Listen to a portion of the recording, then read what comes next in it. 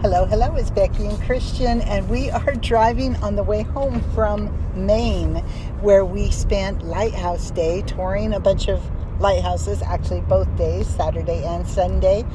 And now we are driving home. As Lee approaches the coast, we are reading in the car as we go. It's a book that Talon picked up for me. Thank you, Talon. It's called Haunted Maine Lighthouses, and one of the lighthouses that we saw was Marshall Point, the Marshall Point Lighthouse. It is the filming site from the scene where Forrest Gump runs all the way to the coast of Maine and turns around and keeps on running, and that is where that was filmed, and we were there this weekend. It is one of the lighthouses featured in this book about haunted lighthouses, and I thought you might like to hear about it. So I used to always read to my kids as we drove, and since they're no longer in the back seat, I'm reading to you as we're in stopped traffic. So we're on I jumped all the way to page 78 so that I could read to you about Marshall Point. And the title is called Running on Empty. Again, Haunted Maine Lighthouses. Be sure to pick up the book because I'm only reading little bits of it. But it's kind of fun. Oh, let me get a better spot of it. Okay, it's said that he appears suddenly and without sound.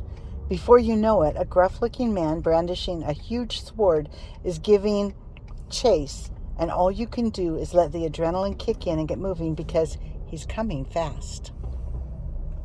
But then, just as quickly, right when you feel you're about to run out of breath and he's going to slash you in half with his blade, he's gone. Dissipated once more into nothingness.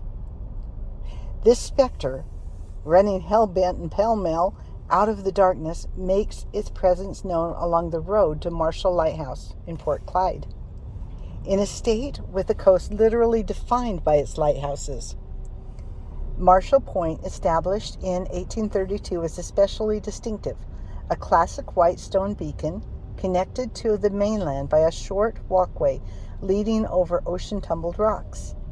Its striking image has even been immortalized in celluloid in the 1994 film Forrest Gump. The namesake Vietnam veteran, shrimp boat captain, ping pong champion, and main character jogs up to it during a life crisis-prompted run across the country. But this lighthouse, serving as a chaperone to the eastern end of Muscongas Bay, also harbors a grisly past. The story dates back to the early 1900s when the son of a local lobsterman was found brutally murdered. Carl Bennett was the mariner's name, and he was known for his penchant for drink and a terrible temper that accompanied it. But nonetheless, he doted on his two sons. Ben, the youngest, was his favorite, and he spent many hours teaching him how to fish. But that affection may not have been extended to his wife Cora. When Ben was 12, she jumped off the town wharf and killed herself.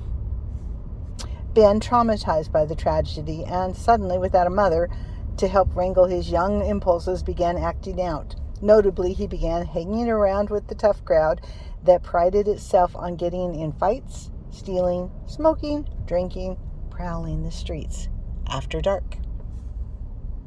One particular night, the motley crew was making its way down to the lighthouse road when, a little ways into the distance, they spotted a group of men unloading giant kegs from the dowry on the shore.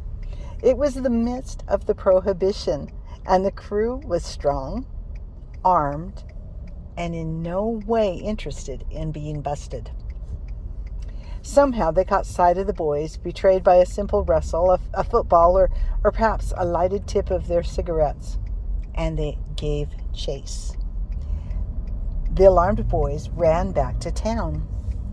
Ben, however, ultimately fell behind, and he was soon captured by one of the men. In no mood for mercy, they dragged him to the edge of the road. As he screamed for help, they slit his neck. Ooh, gruesome, sorry, and dumped his body into the adjacent swamp. Then they fled, never to be apprehended. but their brutal act seems to have at least retained some sort of spiritual imprint. Not long after the killing, townspeople began sharing stories, hushed along sidewalks and hunkered over beer at taverns, about a giant beast of a man chasing a blonde boy down to the lighthouse. Ooh. In the more terrifying instances, the gruff apparition has purportedly turned his fury on terrified locals. One man, while walking with his wife and daughter down by the lighthouse several years after Ben's death, recalled that the figure enshrouded by dark suddenly began following them. Once he got a good look, he saw that the pursuer was a bearded, burly, dressed in a mariner's clothing, gripping a giant sharp knife, and they walked faster. He followed suit, and they ran, and he kept pace. Then suddenly, hands on their knees as they inhaled and exhaled violently, and out of breath, they turned around, and their follower was gone. Only tall pine trees stood against the darkening sky behind them, and it was there that they realized the man had made no sound. Not even his footfalls echoed in the blackened night. Meanwhile, in other cases, Ben himself has been spotted, standing in a silhouette above the swamp where his young body lay.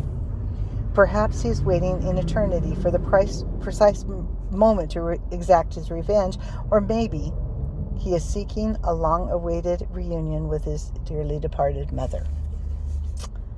Ooh, ghost stories, ghost stories. There's one more part that I was going to touch, and it is about Owl's Head Light, which is purportedly Maine's most haunted lighthouse. We're just driving home from Maine Lighthouse Day. It's Becky and Christian. Hello, hello. And the book we're reading is Haunted Maine Lighthouses. Grab a copy for yourself.